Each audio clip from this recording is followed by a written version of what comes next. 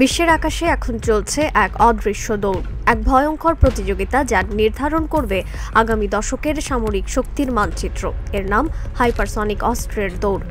এই প্রযুক্তি দিয়ে হামলা করা যায় শব্দের চেয়ে প্রায় 5 থেকে 10 গুণ বেশি গতিতে, আর যাকে ঠেকানোর মতো প্রতিরক্ষা এখনও কারো হাতে নেই। ফলে যে দেশ এই দৌড়ে এগিয়ে থাকবে সেই দেশের হাতেই থাকবে সামরিক আধিপত্যের নতুন মানচিত্র।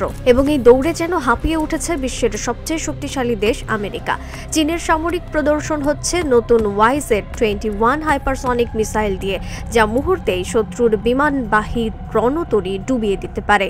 রাশিয়া ও ইউক্রেন যুদ্ধে ব্যবহার করেছে তাদের জিরকন মিসাইল। অন্যদিকে আমেরিকার উচ্চাভিলাষী প্রকল্প ডার্ক ঈগল এখনও পরীক্ষাগারে আটকে আছে। গত 2 বছরে 4টি বড় ব্যর্থতার পর পেন্টাগন নিজেও সন্দিহান হয়ে পড়েছে। $270 কোটি ব্যয়ে নির্মিত এই অস্ত্রটি আদৌ যুদ্ধে ব্যবহারযোগ্য হবে কিনা তা এখনও অনিশ্চিত। লঞ্চারের কাজ না করা, উৎক্ষেপণের সময় প্রযুক্তিগত অচলতা এবং এমনকি আকাশে ওঠার আগেই ভেঙে পড়ে যাওয়া ব্যর্থতার তালিকা দীর্ঘ। এই ব্যর্থতা শুধু অর্থনৈতিক লোকসান নয়, তাৎপর্যপূর্ণ প্রযুক্তিগত সীমাবদ্ধতাও প্রকাশ করে, যা ভবিষ্যৎ অস্ত্র নীতি ও বিনিয়োগ কৌশলে প্রভাব ফেলতে পারে। আবার প্রশ্ন ওঠে, হাইপারসনিক অস্ত্র আসলে কি? সহজভাবে এটা এমন এক মরণাস্ত্র যা ঘন্টায় প্রায় 3800 মাইলেরও বেশি গতিতে ছুটে যায়, অর্থাৎ মহাকাশগত দ্রুততা ও বায়ু সংমিশ্রিত পরিবেশে চলমান। এত উচ্চ গতিতে চলার ফলে বায়ুর অণুগুলো ভেঙে যায় এবং ক্ষণিকের জন্য একটি আয়নিত স্তর তৈরি হয়, যা রাডারের জন্য শনাক্তকরণ কঠিন করে তোলে। ফলে হাইপারসনিক অস্ত্রকে রাডারবিহীন প্রায় অদৃশ্য মনে হতে পারে। এই প্রযুক্তি যুদ্ধ কৌশলকে বদলে দিতে সক্ষম, কারণ প্রতিরক্ষামূলক সিস্টেমগুলোর সময়সীমা কমে আসে এবং লক্ষ্য নির্ধারণ ও প্রতিক্রিয়া জটিল হয়। তবে বাস্তবায়ন ও নিয়ন্ত্রণে যে জটিলতা ও ব্যর্থতার ঝুঁকি আছে, তার নিরাপত্তা ও কৌশলগত নীতি নির্ধারকদের জন্য বড় চ্যালেঞ্জ সৃষ্টিকারী। আর কেবল এতটুকুই নয়, মধ্য আকাশেও এটি নিজের গতিপথ পরিবর্তন করতে পারে। ফলে প্রতিরক্ষা ব্যবস্থা প্রায় অসম্ভব হয়ে ওঠে।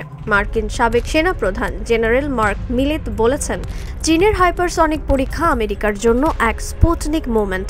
ঠিক যেমন সোভিয়েত ইউনিয়ন প্রথম মহাকাশে উপগ্রহ পাঠিয়ে আমেরিকাকে পেছনে ফেলে দিয়েছিল, এখন একইভাবে চীন ও রাশিয়া হাইপারসনিক নিয়ে আমেরিকাকে পেছনে ফেলে দিয়েছে। শুধু বড় শক্তিগুলোই নয়, ইরান, ভারত, জাপান, এমনকি উত্তর কোরিয়াও এখন এই দৌড়ে রয়েছে। ইরান 2023 সালে উন্মোচন করেছে তাদের ফাত্তাহ নামের হাইপারসনিক মিসাইল, যা বিশ্বকে চমকে দিয়েছে। এই প্রতিযোগিতা বিশ্বকে ঠেলে দিচ্ছে এক নতুন বিপজ্জনক স্নায়ুযুদ্ধের দিকে, কারণ কেউ জানে না উড়ন্ত অবস্থায় এই মিসাইলের মাথায় সাধারণ বোমা আছে নাকি পারমাণবিক। এবং এই অনিশ্চয়তাই যে কোনো মুহূর্তে জন্ম দিতে পারে এক ভয়ঙ্কর ভুল হিসাবের, যার পরিণতি হতে পারে মহাপ্রলয়। চীন, রাশিয়া ও আমেরিকা যখন এই অদৃশ্য গতির অস্ত্র প্রতিযোগিতায় মত্ত, তখন বিশ্বজুড়ে শুধু একটাই আশঙ্কা, এই খেলা কি কেবল একটি স্নায়ুযুদ্ধের নাটক, নাকি এটি এক ভয়ঙ্কর পরিণতির দিকে এগোচ্ছে? রিফাত আর ইসলাম, ভোরের আকাশ।